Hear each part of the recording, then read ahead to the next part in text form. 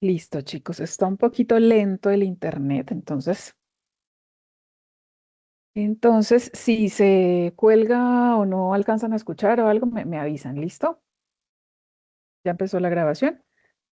Entonces vamos a iniciar con nuestra sesión del día de hoy, 18 de agosto de 2026. Hoy tenemos un tema súper importante y divertidísimo para todos nosotros. Adivinen cuál es.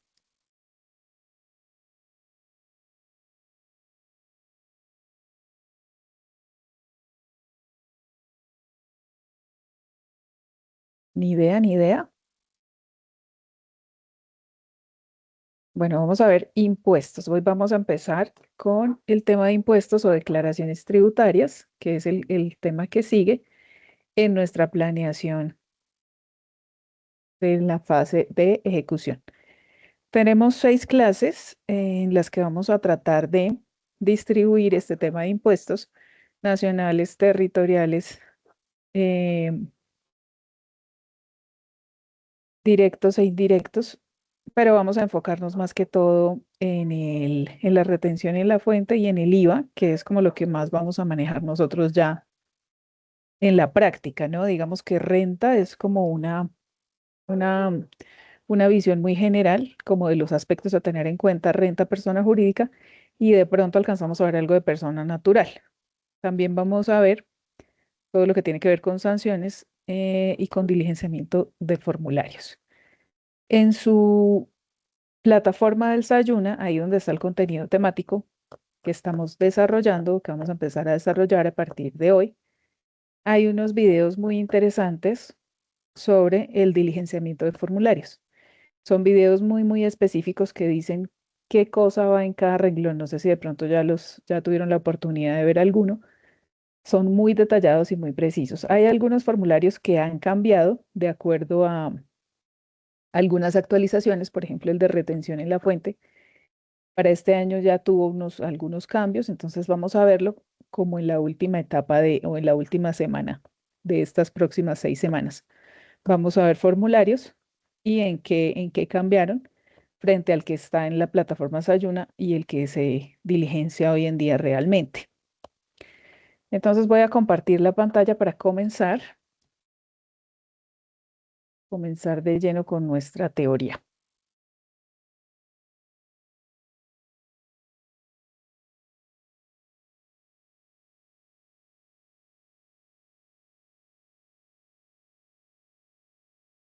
¿Me confirman, chicos, si están viendo la pantalla? Sí, señora, ya se ve. Listo, muy bien. Entonces vamos a empezar como con la normatividad. Entonces, normatividad que aplica o que rige aquí en Colombia para el tema de impuestos, básicamente para nuestros impuestos nacionales, pues es a través de la DIAN, ¿no? De la DIAN, que es la entidad que se encarga de recaudar todos los impuestos nacionales que pagamos aquí en Colombia. Básicamente para eso hay una norma general que es el Estatuto Tributario Colombiano. Ese estatuto tributario lo encontramos en diversas páginas en las cuales podemos consultar. Vamos a ver cuáles son esas páginas. Empezamos con la página de la DIAN. En la página de la DIAN, aquí en el menú, este menú de inicio, vemos un icono que dice normatividad. Le damos normatividad ahí y eso nos abre aquí una cosa que se llama normograma DIAN. El normograma es como una base de datos que tiene la DIAN, donde integra no solamente el estatuto tributario, sino que también integra todas las actualizaciones que ha tenido y de pronto las sentencias relacionadas con algunos temas, que en últimas esas sentencias se vuelven norma también, ¿no? A partir de la fecha en que se emiten esas sentencias, cuando hay de pronto vacíos legales o alguna duda en la aplicación de alguna norma, con esas sentencias de los jueces se ratifican algunas decisiones y uno puede tomar esas sentencias a favor de uno si cree que le convienen para casos concretos o específicos de uno mismo, ¿sí? De uno mismo o de la empresa en la que uno está trabajando. Entonces uno revisa y si de pronto le sirve alguna de esas sentencias, la puede tomar como homologación de la norma para aplicar beneficios. Entonces, básicamente, este normograma de la DIAN es como lo más completo que existe en este momento. O sea, ustedes si quieren consultar realmente la fuente original o la fuente principal y adicional a eso, todas las sentencias que están relacionadas y toda la otra información relacionada con el mismo tema, entonces la página por la que deben consultar es esta del normograma de la DIAN. Entonces uno le da clic acá, por ejemplo, y esto nos manda, aquí hay una pequeña clasificación, dice, esta es una compilación jurídica, entonces aquí se encuentra de todo.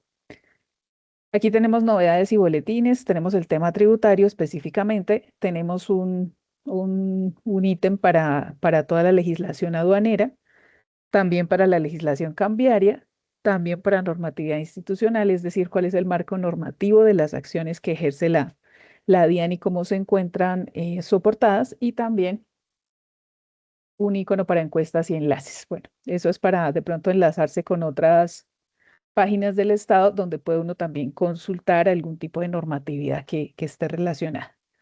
Entonces, básicamente aquí se puede, tiene un buscador y se puede, por ejemplo, decirle, búscame todo sobre retención en la fuente. Entonces uno le, está un poquito lento el internet,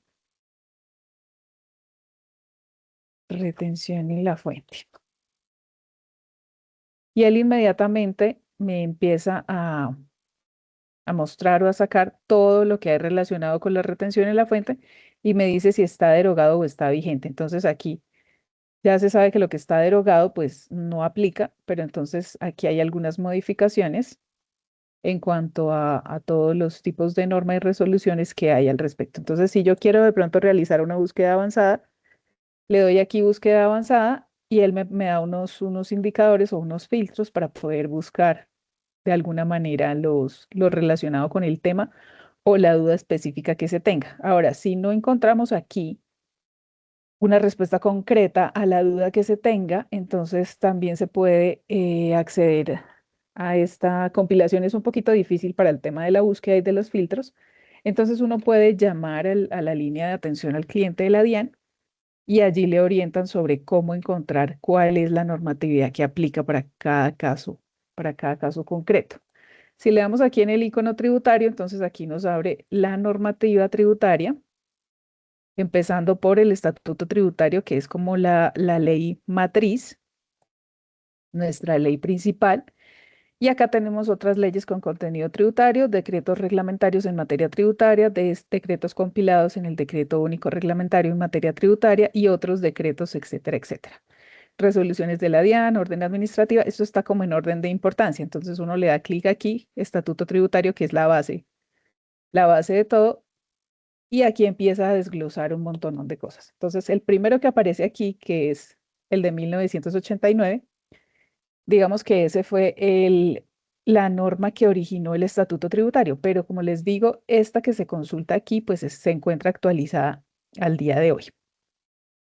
Ese fue el decreto de origen, pero se encuentra actualizada. Entonces, de aquí para allá, empieza uno a ver cómo está organizado el estatuto tributario y qué es lo que se puede consultar.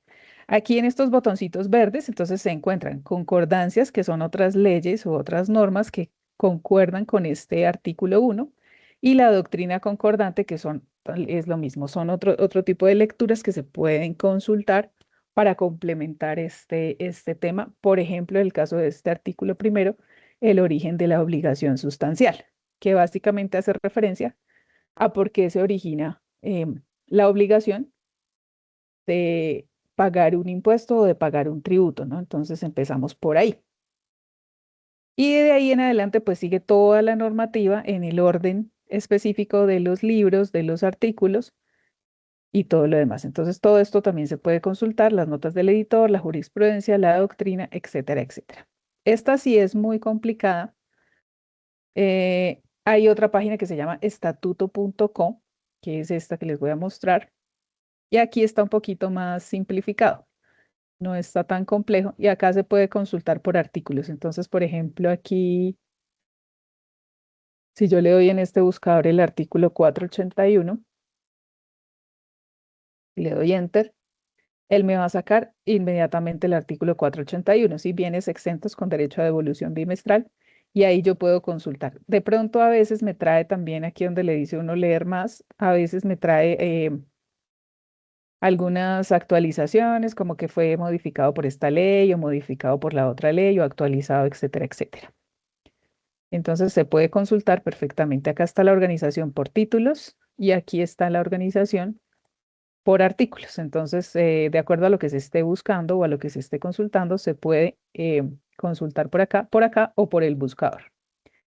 ¿Listos, chicos? ¿Hasta ahí alguna pregunta?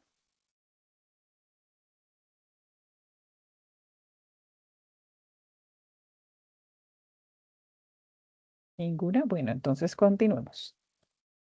Bueno, vamos a ver cómo a nivel general cómo está organizado este o cuál es la estructura de nuestro estatuto tributario. Entonces, este estatuto está dividido básicamente en el título preliminar y 6 libros principales. Entonces, estos 6 libros principales son estos que tenemos aquí, que son, cada uno trata de un impuesto. El primero nos habla del impuesto de renta y complementarios, que es básicamente nuestro impuesto principal. El impuesto principal, tanto de personas naturales como de personas jurídicas, pues es el impuesto de renta.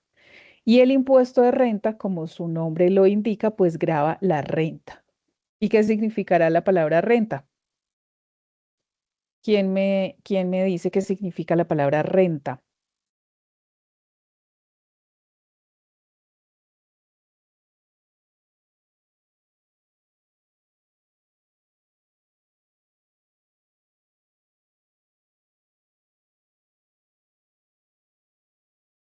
¿Nadie? ¿Nadie por ahí? ¿Qué les pasa que están tan callados? Los ingresos, las ganancias. Como una Sí, utilidad o beneficio. exactamente, la renta es la ganancia o la utilidad, muy bien. Y después de la renta se obtiene obviamente después de liquidar los ingresos, ¿no? Entonces, una cosa son los ingresos, como ya lo habíamos visto anteriormente. Otra cosa para el caso de renta son las deducciones o los gastos, que sí son permitidos.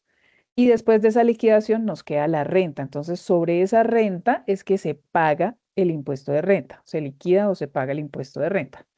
Entonces, eso es lo que está en el primer libro de este estatuto tributario, todo lo relacionado con el impuesto de renta. Adicionalmente dice que hay unos complementarios, impuesto de renta y complementarios. Los complementarios son otros impuestos que están relacionados, como el impuesto de ganancia ocasional, que está también relacionado con la renta y se declara en el mismo formulario. Entonces, en su momento ya veremos algunos aspectos relevantes con relación a ese impuesto, a esos impuestos complementarios. Bueno, entonces básicamente la renta grava las ganancias, ¿cierto? Grava las ganancias y las utilidades. ¿De quién? De las personas, tanto naturales como jurídicas, es decir, de una persona normal, de mí, de ustedes, del tío, del primo, del sobrino, y también de las personas jurídicas, que son las empresas o las entidades que se crean con que tienen una personería independiente a la de las personas naturales, ¿no? Tienen además un patrimonio independiente al de las personas naturales. Entonces, como tienen un patrimonio también y ejercen, obviamente, actividades productoras de renta, pues entonces también las cobija este impuesto de renta para personas naturales y personas jurídicas. Listo, el siguiente libro de nuestro estatuto tributario es el libro sobre el retención en la fuente, el libro 2. Aquí básicamente nos explica cómo es todo el manejo de la retención en la fuente. Acuérdense que la retención en la fuente no es un impuesto como tal. El impuesto es la renta, ¿sí? Es este impuesto, la renta. Pero la retención en la fuente es un mecanismo de recaudo anticipado sobre el impuesto de renta. ¿Qué quiere decir? Ya, sí creo que ya lo habíamos hablado anteriormente. Lo que quiere decir es que la DIAN no se va a esperar, como el impuesto de renta es anual, ¿cierto? La DIAN no se va a esperar un año a que la gente declare y pague su impuesto, sino que lo va recaudando por anticipado. Entonces dijeron, bueno, ¿cómo recaudamos esto? A través de este mecanismo que se llama retención en la fuente. Es un mecanismo anticipado. Entonces, cada vez que alguien recibe un dinero, la DIAN recoge un pedacito a través de unos intermediarios que generalmente son las personas jurídicas del régimen ordinario, es decir, las empresas que son agentes de retención, podríamos decir que todas las personas jurídicas son agentes de retención, y algunas personas naturales, algunas que son agentes de retención en la fuente. Algunos que cumplen unas características, esas personas, tanto jurídicas como naturales, son las que ejercen esa intermediación. Entonces la DIAN dijo, yo no voy a hacer eso porque me sale muy costoso, pero entonces voy a poner a las empresas a que hagan eso, ¿sí? A que me recauden el dinero.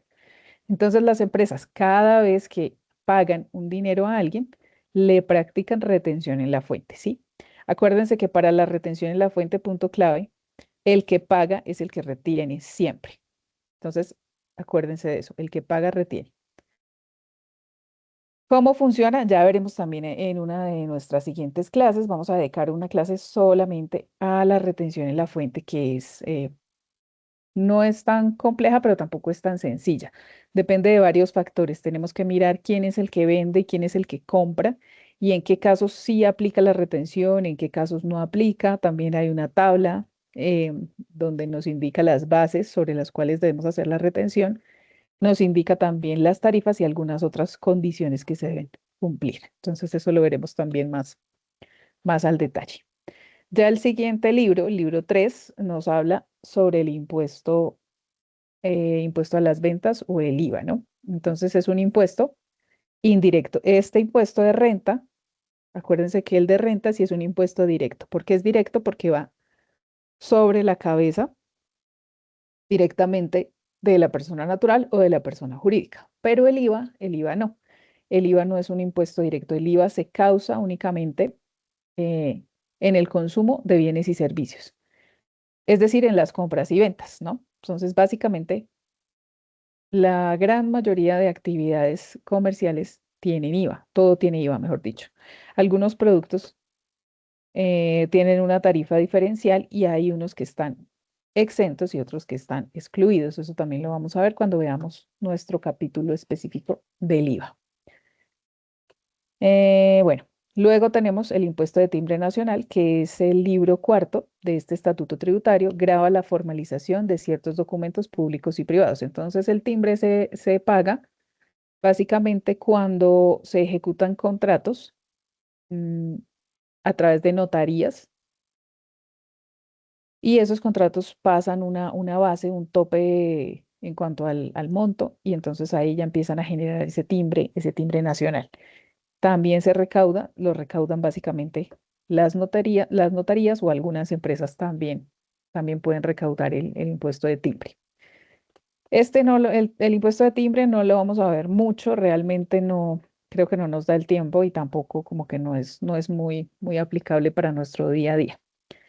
Ya en el libro quinto, lo que tenemos es un manual, básicamente, de procedimientos tributarios. Entonces aquí nos dice cuáles son los deberes formales, cómo liquidamos las sanciones, cómo es el proceso de fiscalización y cuáles son los procesos como de reposición o de apelación o de algún pataleo, entre comillas, para el caso de la aplicación de los deberes formales ante la DIAN. Entonces, pues ahí podemos de pronto mirar qué, qué procedimientos aplican, qué procedimientos no aplican, cómo liquidar sanciones, eso también lo vamos a ver.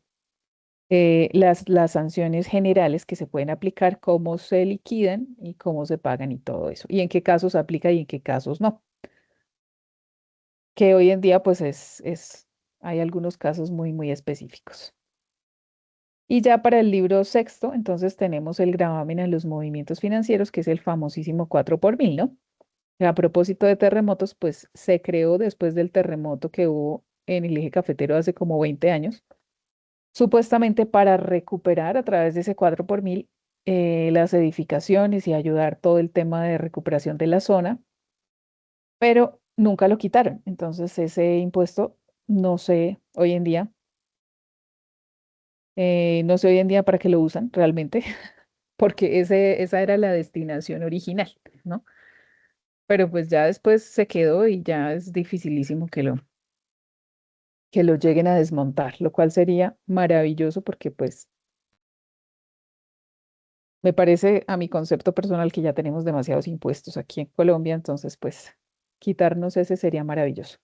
Bueno, entonces ese también, algunos ya sabemos cómo funciona, algunos no sabemos cómo funciona. Para el caso de las personas naturales, entonces cada vez que se retire dinero de la cuenta hay que pagar 4 pesos por cada 1.000, ¿cierto? Así funciona el impuesto, pero entonces depende de un monto mensual que uno mueva y hay una sola cuenta para las personas naturales que está exenta de ese 4 por 1.000. Si yo tengo más de una cuenta, solo puedo tener una exenta, el resto sí se graban con el 4 por 1.000.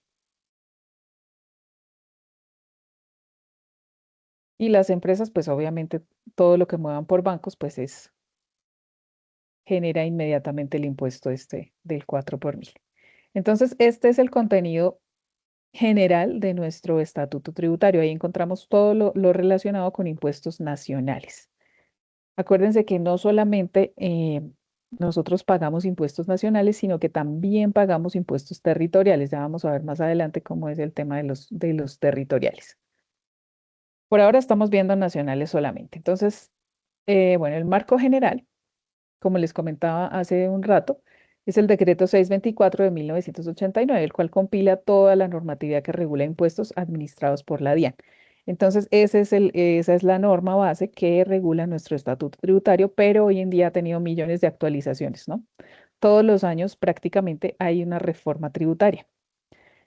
La reforma tributaria, ¿por qué sucede? Pues porque básicamente no alcanza el dinero, no alcanza para cubrir los gastos. Los ingresos del Estado no alcanzan para cubrir los gastos del Estado.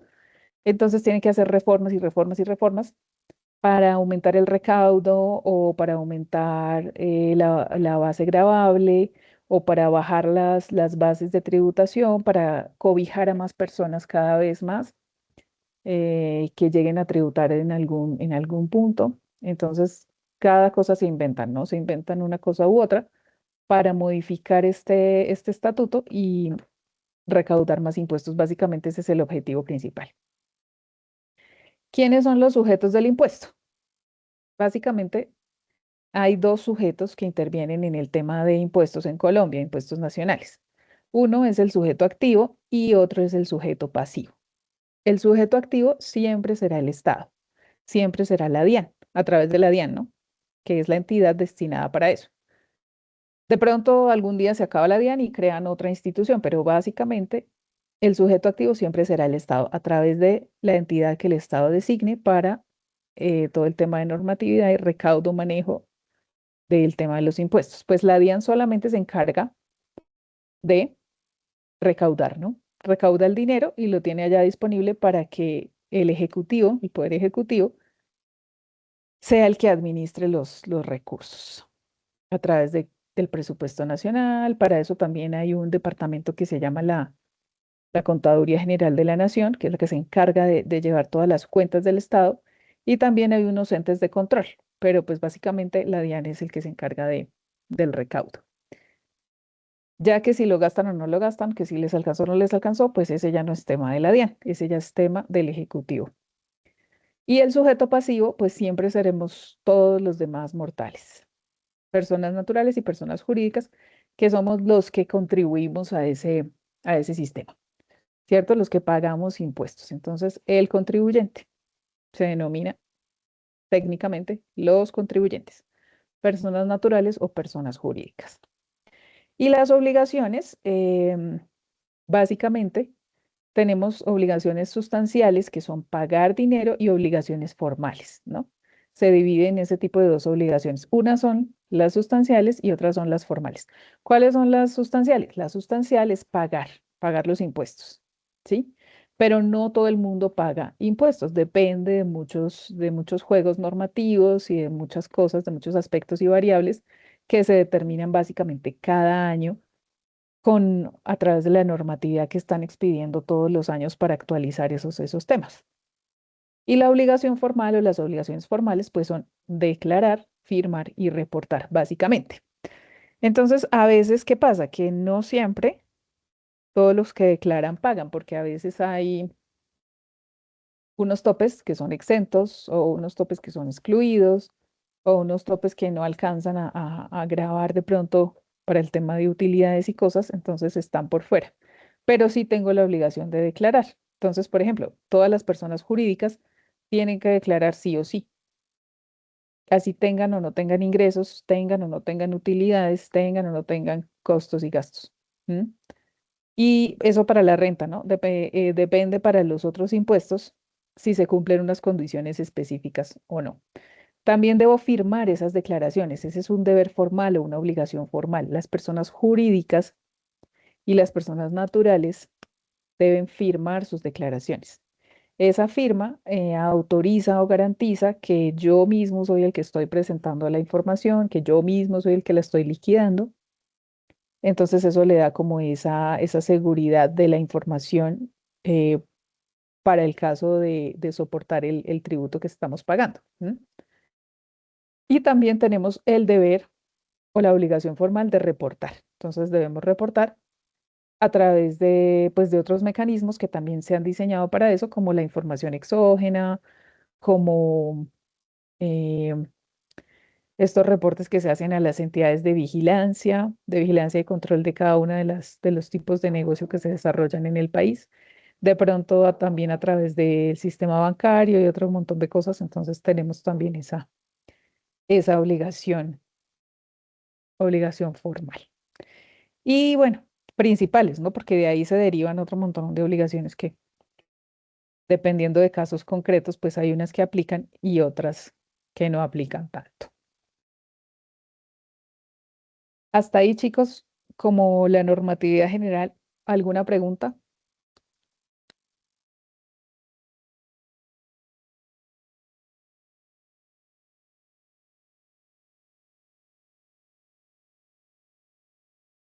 No. Muy bien, entonces continuemos. Ya entrando un poquito más en materia, entonces vamos a hablar un poco de cada uno de estos libros, especificando un poquito algunos detalles. Entonces, en el libro 1 tenemos que vamos a ver impuesto a la renta. El impuesto a la renta, como les comentaba, pues se paga sobre la utilidad neta fiscal para el caso de las personas jurídicas. Y la tarifa general actual que aplica o que se aplica es del 35%. Entonces, normalmente nosotros siempre calculamos el 35% sobre la utilidad final para el caso de las empresas. A veces esa tarifa varía, que últimamente se ha mantenido en los últimos años. A veces es del 34, a veces de pronto le suben, de pronto le bajan, depende de la reforma tributaria del momento, por llamarlo de alguna forma. Eso para el caso de las empresas, hay una tarifa fija, entonces ya se sabe que básicamente pues es el 35% de las utilidades. Acá en el caso del impuesto de renta, pues hay un tema que es la contabilidad fiscal y la contabilidad normal, por llamarlo de alguna forma, ¿sí? O la información contable y la información fiscal. A veces hay diferencias entre una y otra, porque para la DIAN o para el ente administrador recaudador hay unos gastos que sí son deducibles y otros que no. Entonces, como hay gastos en la empresa que sí se ejecutan, pero que no son deducibles, eso genera unas diferencias. Y esas diferencias pues se tienen que conciliar. Entonces existe un documento adicional o que soporta nuestro impuesto de renta que se llama conciliación fiscal y que debemos hacer pues todos los años para soportar y para justificar esa liquidación de nuestra utilidad neta fiscal. Y sobre esa pues es la que se paga impuestos. Normalmente la utilidad neta fiscal es mayor a la utilidad contable, por lo que les digo, porque no todos los gastos son deducibles. Entonces, al no ser deducibles, es decir, no son aceptados por la administración de impuestos, entonces eso hace que yo pierda ese gasto y me aumente la utilidad. Entonces, al aumentar la utilidad, pues es mayor impuesto mayor impuesto a liquidar o mayor impuesto a pagar. Y bueno, para las personas naturales, entonces lo que aplica aquí en Colombia en este momento es el sistema de cedulación. Es decir, que los ingresos se dividen por cédulas o se dividen como en categorías o en unas bolsas independientes de acuerdo a una clasificación que ya viene previa. Antes era una clasificación también muy parecida a esto, incluso había como tres tipos de formulario. No sé si ustedes recuerdan o alcanzaron a conocer cuando se pagaba impuesto por el método del IMAS, por el IMAN, por el no sé qué, bueno, inventaron muchísimas cosas, pero ahorita en este momento lo que está aplicando pues es el sistema de cedulación. ¿Qué quiere decir? Que separamos o clasificamos las rentas o los ingresos de acuerdo a estas cuatro variables. Una es la cédula general. La cédula general sirve para las rentas de trabajo, las rentas de capital y las rentas no laborales. Las rentas de trabajo, pues son las que están asociadas directamente a contratos de trabajo, ¿no? Y para el caso de los independientes, pues son los que trabajan por servicios o por honorarios. Las rentas de capital son básicamente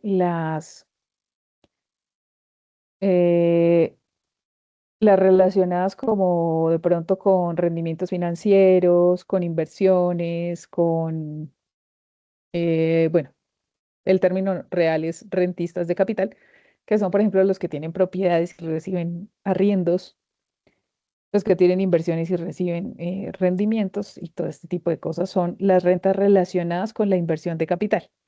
Y las no laborales, pues son las que no tienen nada que ver con el tema laboral, pero son otro tipo de ingresos. Por ejemplo, indemnizaciones, por ejemplo, reconocimiento de pagos que no tienen nada que ver ni con trabajo ni con rentas de capital. Entonces, esas se clasificarían dentro de los no laborales. De pronto, subsidios, el subsidio de desempleo, los reintegros de seguros, el lucro cesante, el daño emergente, todas estas cosas son las que se clasifican como no laborales. Luego viene la cédula de pensiones. Entonces, en la cédula de pensiones, pues como su nombre lo indica, irán todos los ingresos relacionados con el tema de pensiones para las personas que ya están pensionadas, ¿no? Porque pues si uno no está pensionado, pues no aplica.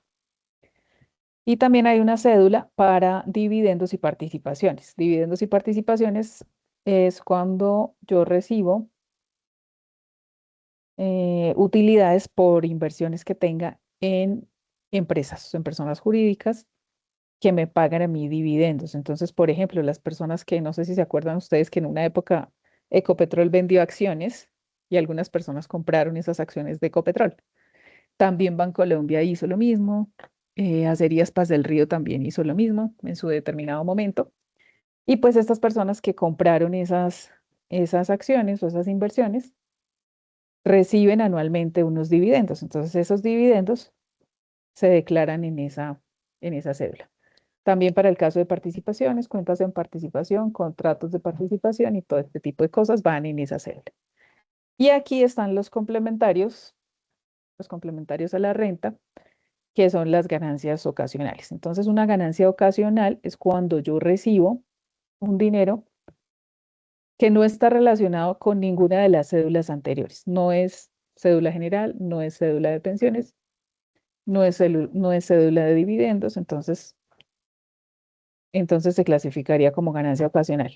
Para ese caso, entonces tenemos, por ejemplo, las herencias, los legados, las donaciones, las loterías y en sí todo dinero que recibamos que no tenga una justificación relacionada con el ingreso. Entonces, por ejemplo, cuando de pronto vendemos un inmueble o vendemos un vehículo que tenemos en nuestra propiedad, eh, ese cálculo de la venta comparado con el valor al que yo traigo declarando mi inmueble o mi vehículo, eso me puede generar una ganancia ocasional. Y esa ganancia ocasional, que es la utilidad en la venta del activo fijo, me, me tributa entre unas tarifas del 15 al 20% dependiendo del caso concreto. Entonces hay que mirar bien cómo es esa parte. Si yo recibo una herencia, entonces si yo recibo herencia, por ejemplo, de mi papá, recibo una herencia, entonces eso inmediatamente para mí, que soy el beneficiario, me genera una ganancia ocasional.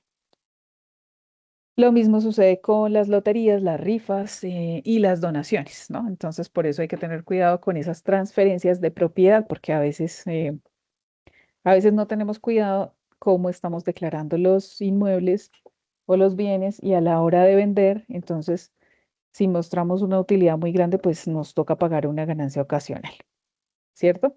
Es decir, esta ganancia ocasional es como para los ingresos que se salen de lo corriente, o sea, de lo ordinario, de lo que recibimos todos los meses.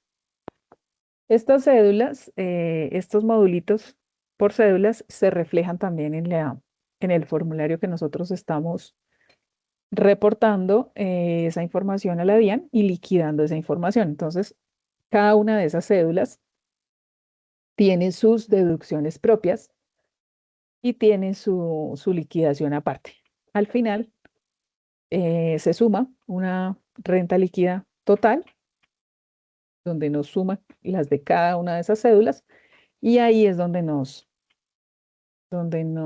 califica o no para ver si tenemos que pagar impuesto de renta o no. Y de ahí viene, después de eso, viene la liquidación de la renta persona natural. Entonces, ¿qué porcentaje aplica? Eso va de acuerdo a una tabla. Hay una tabla y unos rangos. Esos rangos pues están especificados, están dados cada año básicamente, y de acuerdo a esa clasificación o a esa categorización, entonces va la tarifa que nos aplica de la renta. No es una tarifa fija como en la renta de personas jurídicas, que ya sabemos que es el 35%. Para las personas naturales depende de varios factores. Esa ese cálculo de esa renta. Entonces, por eso les digo que no siempre declarar significa pagar. Entonces, por ejemplo, ahorita que estamos en plena temporada de rentas de persona natural, entonces pueda que les llegue un correíto de la DIAN diciéndole fulanito de tal tiene que presentar su declaración de renta. ¿Por qué? Porque se pasó de los topes o porque cumplió alguna de las condiciones que no debía cumplir. Entonces, si uno cumple una de las tres condiciones o de las cuatro condiciones, pues ya le toca declarar, sí o sí, porque si no declara, incurre ya en una sanción. La mayoría de veces, pues, ¿qué pasa? Que uno declara, pero no siempre le toca pagar. A veces le toca pagar, a veces no. Depende de esa liquidación y de esa distribución de los ingresos y pues obviamente también depende de cómo tenemos distribuidos los ingresos y el manejo de nuestro dinero, porque a veces nosotros o prestamos la cuenta para que recibir dinero de otras personas, o a veces cometemos el error de estar sacando dinero de una cuenta y pasarlo a la otra. Entonces ahí hay una presunción de ingresos para la DIAN que después le toca a uno entrar a justificar, ¿no? Entonces, pues todo eso hay que tener en cuenta para esa liquidación de renta a personas naturales. Luego tenemos el libro 2 y 3, retención en la fuente e IVA. Entonces, bueno, para el caso de la retención en la fuente, como les explicaba, vamos a ver más en detalle cuáles son los aspectos a tener en cuenta para aplicar correctamente la retención en la fuente. ¿Quién es el agente retenedor? ¿Quién es el sujeto retenido? ¿Cuál es el hecho generador? El hecho que genera, en qué casos aplica, en qué casos no, y cuáles son las tarifas aplicables. Toda esa normatividad está en ese libro 2 del Estatuto Tributario. Y para el caso del impuesto sobre las ventas, pues está en el libro 3, nos especifica que es un impuesto indirecto y de naturaleza real. Hay una tarifa general, como les comentaba hace rato, que ahorita está en el 19%. Tenemos una tarifa preferencial del 5% para algunos bienes y del 0% para los bienes exentos. Los bienes exentos sí están grabados, pero están grabados a la tarifa del 0%, diferente a los bienes excluidos. Los excluidos son los que están por fuera, o sea que no son grabados, nunca han sido grabados, entonces no tienen ninguna tarifa de IVA. En su momento ya vamos a ver cuál es la diferencia entre los exentos y los excluidos. y qué beneficios tenemos para el caso de los exentos y qué beneficios para el caso de los excluidos, cuando ya entremos en materia propiamente. Aquí, para el caso del impuesto sobre las ventas, pues debemos tener en cuenta que existen hoy en día responsables y no responsables de este impuesto de IVA. Antes se llamaba, no sé si ustedes recuerdan, el famoso régimen común y el régimen simplificado. ¿Sí alcanzaron a ver, a vivir esa clasificación o no?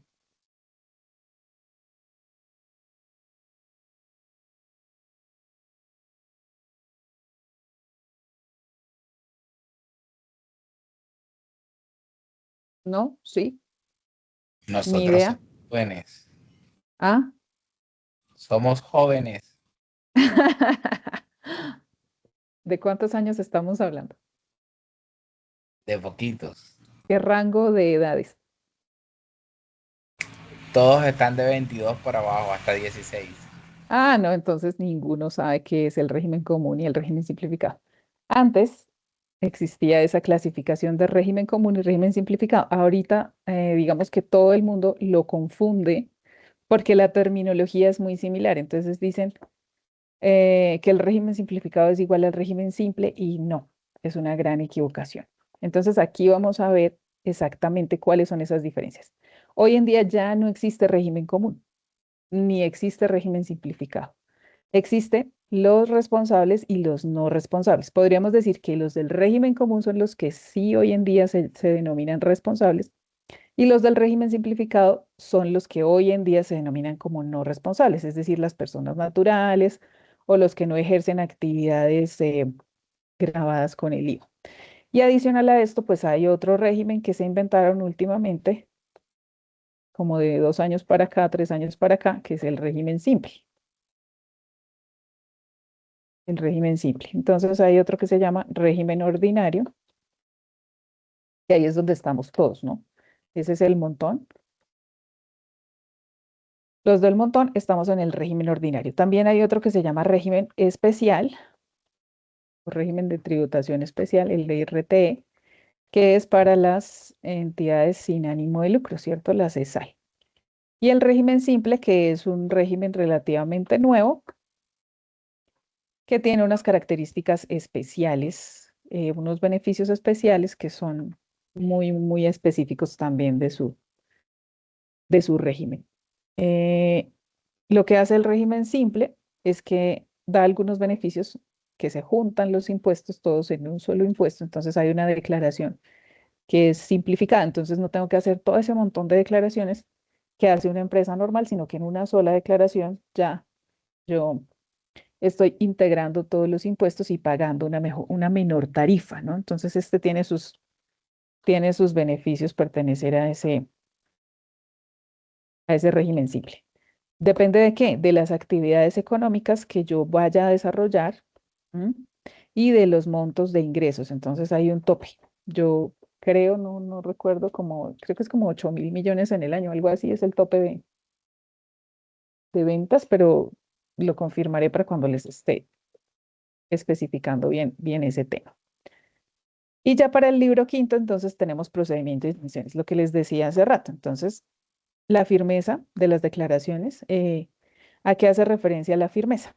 La firmeza es que yo presento una declaración y en el término, normalmente de 3 años, me queda en firme. ¿Qué quiere decir que me queda en firme? Que ya la DIAN no va a ejercer ninguna acción investigativa ni de fiscalización sobre esa declaración, ¿sí? Pero no se confíen, porque eso casi nunca pasa. La DIAN espera un día antes de que se cumplan los 3 años y ese día les llega el correíto. Lo digo por experiencia propia.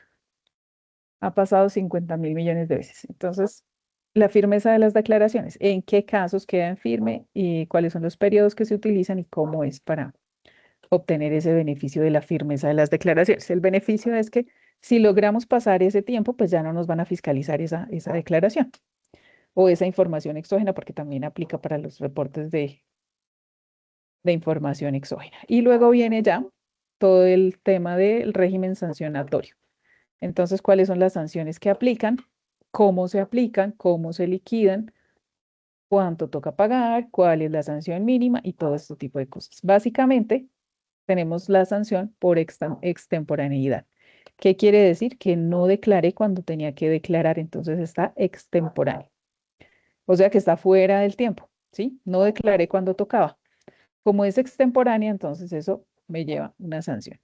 También hay otras sanciones que son por corrección, ¿sí? Pueda que yo presente a tiempo, pero después corregí. Entonces, como corregí, tengo que ver qué tipo de corrección es y si esas correcciones me generan o no una sanción, ¿sí? Eso también lo vamos a ver muy al detalle. Y obviamente tener en cuenta que hay una sanción mínima aplicable para cualquier infracción, ¿no? Entonces, no es que la sanción me dio 100.000 pesos, entonces le pago 100.000 pesos a la DIAN. No, la DIAN dijo mínimo, la sanción mínima para el año 2026 es de cuánto, ¿quién sabe? ¿Alguien sabe?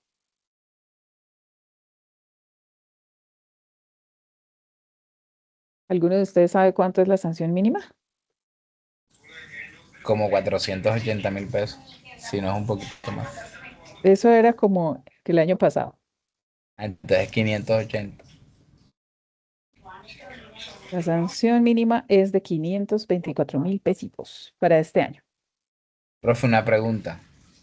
¿Sí? ¿Usted nos va a dar la teoría de todo esto o vamos a llegar a la práctica de lo que está hablando? Pues vamos a ver las dos cosas. Sí. Trataremos de hacer algunos ejemplos prácticos para que ustedes puedan aplicar, sobre todo, como les decía al principio de esta sesión, sobre todo en el caso Retefuente e IVA, ¿Y renta? Si está porque hablando de renta renta. no, sí estoy hablando a nivel general, renta y normatividad de impuestos colombianos, pero renta no es un ítem que vayamos a estudiar porque nosotros no vamos a ir a hacer declaraciones de renta. Esa es la Pero, función del contador, no nuestra. pero se puede dar un poquito más de lo que es. Ah, sí, obviamente. Yo tengo aquí unas generalidades en cuanto a renta persona jurídica y a renta persona natural, pero muy a nivel general. Porque yo tengo el laboratorio. Falta O hacer la sea, práctica. ya declaraciones como tal y todos los aspectos, es que son demasiados aspectos a tener en cuenta y realmente no nos alcanza el tiempo. Como les decía al principio, solamente tenemos 6 clases para ver este tema de impuestos. Pero si le sumamos una clase a la semana, entonces tendríamos 12. Eso se le Demasiado. ¿Y hubiera a qué horas compensado vamos a en ver la otra entonces? vida. ¿Y a qué horas van a tener tiempo de sus transversales? No tienen tiempo. Pero por aprender se hace el esfuerzo. Bueno, ya veremos. Ya veremos si nos alcanza el tiempo en esta distribución de las 6 horas Yo tengo con qué o practicar. necesitamos algo más. Ah, no, casos es lo que hay. Eso está a la orden del día, los requerimientos. Sí, chicos, esa es entonces la estructura general de nuestro estatuto tributario y de lo que trata impuestos nacionales. Ahora veamos un poquito de impuestos municipales. Entonces, mm, no obstante, la DIAN nos recauda. También los municipios y los departamentos nos recaudan dinero, ¿no? Entonces, también estamos obligados a pagar impuesto municipal donde estemos desarrollando las actividades económicas. ¿A qué hace referencia esto? Básicamente que si estamos en Bogotá, pues tenemos que pagar impuestos en Bogotá. Si estamos en Medellín, pagamos impuestos en Medellín o donde quiera que estemos desarrollando la actividad comercial. E incluso para las personas naturales que son independientes, que recibimos honorarios, servicios, también nos toca tributar industria y comercio en el municipio en el que estemos desarrollando la actividad. O sea que no hay salvación, queridos. Nadie se salva. En todas partes recaudan impuestos. No hay forma. Entonces, ¿cuáles son estos impuestos municipales? Estas generalidades ustedes ya las habían visto, ¿no? Como en los primeros módulos. Entonces, ustedes deben saber súper bien todo este tema. ¿Para qué sirven estos impuestos municipales y distritales? Pues básicamente para financiar los presupuestos de las alcaldías, de la gobernación, de las obras locales y de servicios públicos. Entonces, básicamente nosotros pagamos todo. ¿M? El pueblo es el que paga todo, todo el funcionamiento del Estado. Entonces, nosotros que somos los que tenemos el poder de decisión, el poder de todo, les hemos delegado el poder a otras personas para que esas otras personas administren nuestro dinero. Tristemente, pues aquí en Colombia la corrupción es nivel Dios, nivel muy alto, entonces básicamente en todos los niveles, escalafones del Estado hay corrupción desde el portero del edificio en adelante. Entonces, pues hay una mala administración o mala gestión. Pero pues debemos nosotros estar obligados, estamos obligados a conocer precisamente cómo es todo el manejo de estos impuestos. Para el caso entonces de impuestos municipales y distritales, tenemos el principal de todos, se llama industria y comercio. Este de industria y comercio o el famoso ICA, principalmente pues nosotros manejamos como toda la normativa de ICA Bogotá, ¿cierto? De lo que se paga en Bogotá, o sea, conocemos tarifas de Bogotá y todo.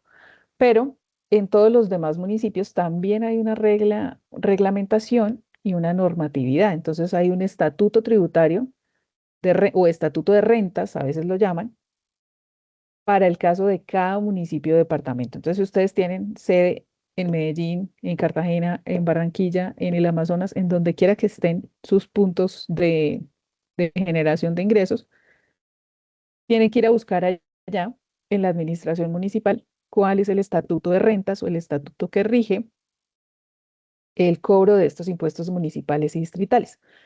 Hoy en día, pues ya la gran mayoría de municipios tiene como implementado todo el tema a través de plataformas digitales, entonces ya tienen su página web y uno entra y hace lo mismo que hace en la DIAN, liquida sus declaraciones, paga por PSE y todo eso está sistematizado. Hay algunos municipios que funcionan muy bien y otros que no funcionan tan bien. Entonces, pues básicamente así funciona un poquito ese tema de la presentación de las declaraciones y del recaudo.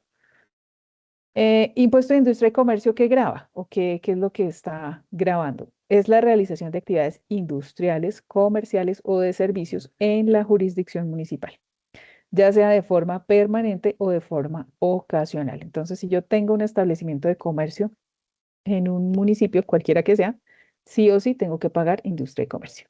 Si realizo actividades industriales, o sea, de producción, comerciales, o sea, compra y venta, o de servicios, cualquier tipo de servicio en jurisdicción municipal, tengo que pagar sí o sí ICA. ¿Qué es lo que básicamente no grava el ICA? Ellos no graban como la producción agropecuaria y ese tipo de cosas. Eso es lo que no está grabado todavía. Esperemos que siga así. Entonces, para actividades industriales, comerciales y de servicios, acuérdense. Las tarifas son variables, varían mucho dependiendo de qué. Pues normalmente hacen una clasificación entre esas tres actividades que les acabo de mencionar. Para actividades industriales tienen una tarifa, para comerciales otra tarifa y para servicios otra tarifa. Para el caso de Bogotá, por ejemplo, tienen un poco más especificado el tema de las tarifas por actividad económica. Incluso se puede consultar por el código SIU, ¿cierto? El código SIU es el código que tenemos en el RUT de 4 dígitos que nos identifica la actividad económica que estamos desarrollando. Ese código es aplicable a nivel nacional, entonces a través de Cámara de Comercio y de todas estas entidades se maneja ese código como para estandarizar las actividades y poder determinar realmente cuáles son las tarifas que le aplican en el caso de impuestos. Entonces, normalmente estas actividades de industria y comercio oscilan entre el 2 por mil y el 14 por mil. Entonces, estas no son en porcentaje, sino que eh, no es por ciento, sino por mil. Es decir, el cálculo se hace por mil, por miles. Entonces, normalmente son valores chiquitos, pero igual, eso va sumando. Y también, como si fuera poco, ¿cierto? No les bastó con grabarnos con el impuesto de industria y comercio, sino que ahora se inventaron una cosa que se llama RETEICA. Como había retefuente, entonces dijeron los municipios, ah, no, yo también voy a hacer lo mismo que hace la DIAN. Si la DIAN hace retefuente, pues yo también voy a hacer RETEICA. Y el RETEICA es un mecanismo de retención anticipada para el recaudo del impuesto de industria y comercio. Entonces, opera igualito que la retención en la fuente. También entonces, ¿y quién lo trabaja? Pues nosotros, los empresarios, las empresas, somos los encargados de recaudar ese RTICA. Hacemos el mismo trabajo que hace la DIAN, es la misma dinámica o el mismo modelo. Entonces, cuando aplicamos rete fuente, casi siempre aplicamos RTICA también. La tarifa pues depende del SIU, depende de del municipio en el que estemos tributando, porque como les digo, cada municipio tiene su estatuto de rentas. Toca ir a mirar cuál es la tarifa que aplica para poderla aplicar. Entonces, si yo estoy en Bogotá y estoy pagando actividad industrial, comercial o de servicios, tengo que hacer sí o sí no solo retención en la fuente, sino también RTICA. Me toca mirar en la factura. Por eso es que en la factura de venta o en las facturas de venta, en su gran mayoría, todas traen el código SIU para que uno sepa y ubique cuál es la tarifa. Normalmente acompañado de esa frasecita donde uno dice código SIU tal, uno le dice tarifa aplicable en ICA Bogotá, por ejemplo, 11.4 por mil, o 13.08, o 13.8 por mil, o 6,99 por mil, o 4.14 por mil, o la tarifa que sea. ¿Para qué? Para facilitarle las cosas al que me está comprando, ya sepa de una vez qué tarifa me tiene que aplicar, ¿sí? Para no tener que ir a buscar un estatuto de rentas por allá de un municipio X y sea más complicado. Entonces, la factura de venta, como es el documento fuente, facilita o permite que se facilite este recaudo del ICA a través de esa información. Bueno, adicionalmente al impuesto de ICA, entonces en los municipios también hay un impuesto que se llama el impuesto predial unificado. El predial, que es el que ya conocemos todos también, ¿cierto? En todas nuestras casas, tenemos que pagar por tener nuestra casa, ¿cierto? Todo el que tenga casas o inmuebles, que tenga lotes, edificios, locales, parqueaderos, todo eso, paga sí o sí un impuesto predial. Entonces, ¿qué grava el impuesto predial? La propiedad y la posesión o el usufructo de bienes inmuebles, como casas, lotes, apartamentos, fincas, etcétera. La base gravable de ese impuesto predial, pues es el avalúo catastral. El avalúo catastral es el valor al que está figurando ese predio allá en esa base de datos del Estado que se llama catastro. Las famosas vueltas de catastro. Entonces, de acuerdo a ese valor, los municipios tienen también su tarifa especial. Hay unos que tienen unas tarifas más altas, otros más bajas.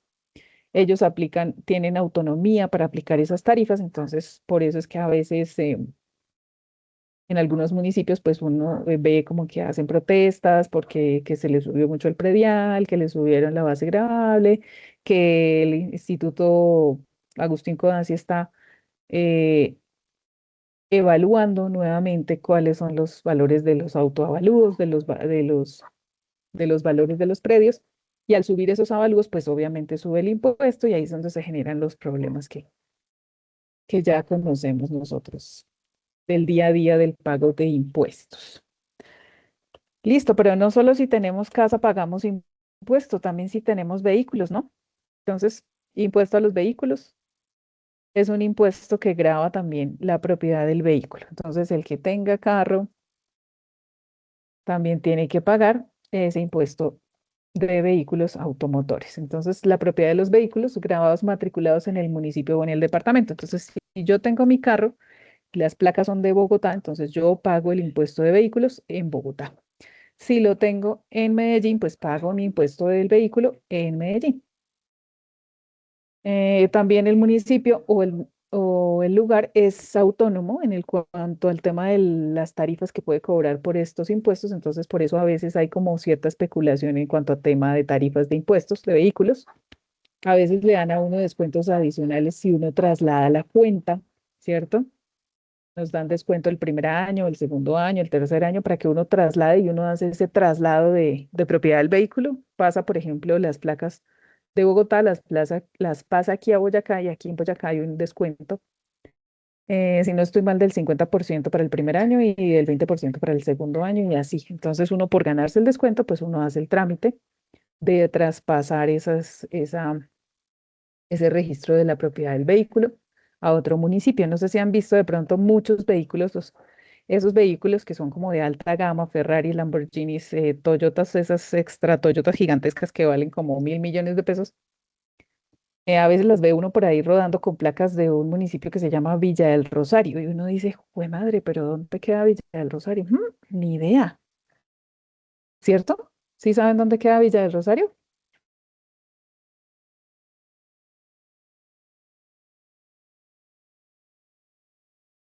No, ni idea.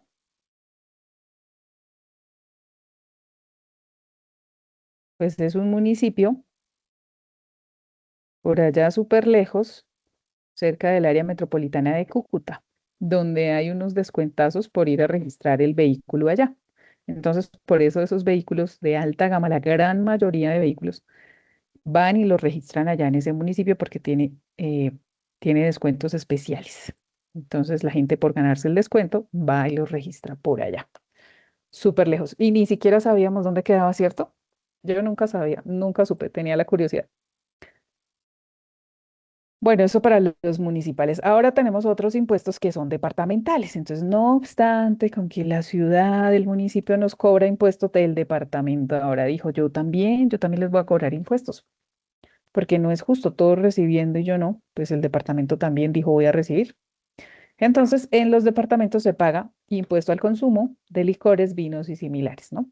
Entonces, obviamente, la introducción al departamento para el consumo de licores, tanto nacionales como extranjeros. Entonces es cuando ustedes van, piden una botellita y les llega la tapita con una estampilla de colores. Esas estampillas de colores son las que garantizan ese recaudo del impuesto al consumo de licores en cada departamento. Entonces, antes, por ejemplo, no se podía vender el aguardiente, por ejemplo, el líder no lo vendían en Cundinamarca. Y acá en Boyacá no vendían ¿cómo se llama el que venden en Bogotá? Se me olvidó. En fin, el aguardiente de otros lugares no se podía consumir sino en el departamento productor, porque pagaban el impuesto en ese departamento. Hoy en día ya como que hay más libre circulación de eso y ya se pueden conseguir aguardientes en todo lado. Por ejemplo, antes no se conseguía el aguardiente famoso amarillo, no se conseguía por aquí. Le tocaba a uno ir hasta por allá a Manizales, a Manzanares a traerlo, porque no lo vendían acá, por ejemplo. Pero ahora sí ya lo venden en todas partes. Entonces eso también se ha ido como descentralizando o deslimitando un poco. También hay impuesto al consumo de cervezas, sifones y refajos, el impuesto al consumo de cigarrillos y tabacos y un impuesto de registro para el caso de inscripción de actos, contratos o negocios jurídicos que se registren en Cámara de Comercio o en las oficinas de instrumentos públicos. Acuérdense que no solamente las notarías hacen ese tema del registro de escrituras públicas. Después de que se hace el registro en notaría, hay que ir a la oficina de instrumentos públicos sí o sí para actualizar allá esa información, porque si no se actualizan instrumentos públicos, entonces es como si no existiera. Es decir, la notaría por sí sola no hace la validación del trámite. Y también, pues, los impuestos sobre las loterías, que son las loterías departamentales. Entonces, por ejemplo, la Lotería de Boyacá, la que más billete da, entonces aquí se paga por ese impuesto aquí al departamento de Boyacá. ¿Listo, chicos? ¿Hasta ahí alguna preguntita?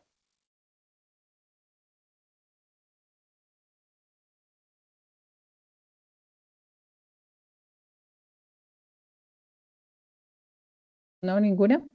Entonces, veamos ya para resumir, ya para terminar, las diferencias claves entre los impuestos nacionales y territoriales. ¿Cuáles son? Los nacionales, ¿quién es la entidad recaudadora? Pues la DIAN, ¿cierto? El sujeto activo. Y los territoriales, las secretarías de Hacienda locales. Entonces, Secretaría de Hacienda Distrital de Bogotá, Secretaría de Hacienda del municipio de Chía, por ejemplo, Secretaría de Hacienda del municipio de Envigado, por ejemplo, y de cualquier otro municipio debe tener su Secretaría de Hacienda. Allí es donde recaudan y administran todo ese tema del tema de los impuestos. ¿Cuál es la destinación de los fondos o a dónde va el dinero? Entonces, para el caso de los impuestos nacionales, el dinero se va a cubrir el presupuesto general de la nación, es decir, todo el funcionamiento del Estado de nivel central de la nación. Y los territoriales, pues, nos ayudan a cubrir presupuestos locales y regionales, departamentos y municipios. Y la normatividad básica, como les decía, para el caso de los impuestos nacionales es nuestro estatuto tributario, que es el documento que consultamos. Y para los territoriales, cada municipio tiene su estatuto de rentas o también se puede llamar acuerdo municipal u ordenanzas departamentales. Las ordenanzas son los documentos que genera la asamblea de cada departamento a través de sus diputados. Ellos legislan y generan esas ordenanzas o los acuerdos municipales que son los que saca la administración municipal, o sea, las alcaldías, básicamente. Y pues ese sería ya para concluir nuestro resumen del día de hoy. Próxima sesión, entonces vamos a ver un poquito de renta, personas jurídicas, personas naturales, y pues ahí vamos viendo cómo nos vamos distribuyendo el tiempo. Listo para esta semana, no tenemos evidencia conmigo. Tienen por ahí una evidencia con la transversal de emprendimiento, entonces por favor no se les olvide entregar puntual. Creo que mañana estaré calificando los trabajos que enviaron ustedes el fin de semana, pues ahí les haré las observaciones necesarias. ¿Listo? ¿Cómo les fue con eso? Me imagino que súper bien, ¿cierto?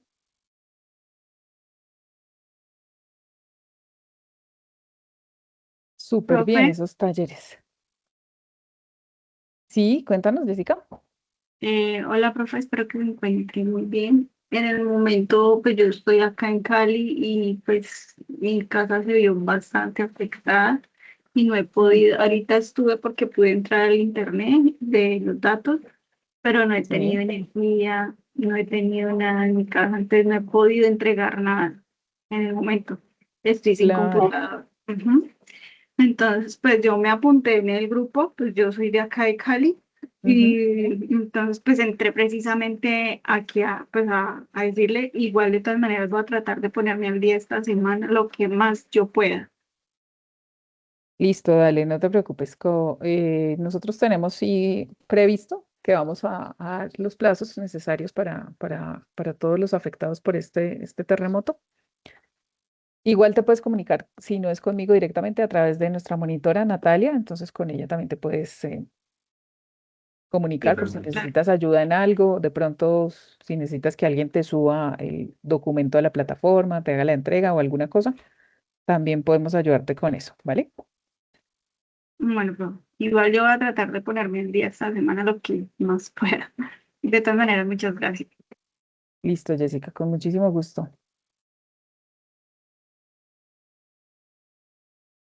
Listo, chicos, entonces vamos a detener ya la grabación y finalizamos nuestra sesión. Entonces nos vemos próximo martes.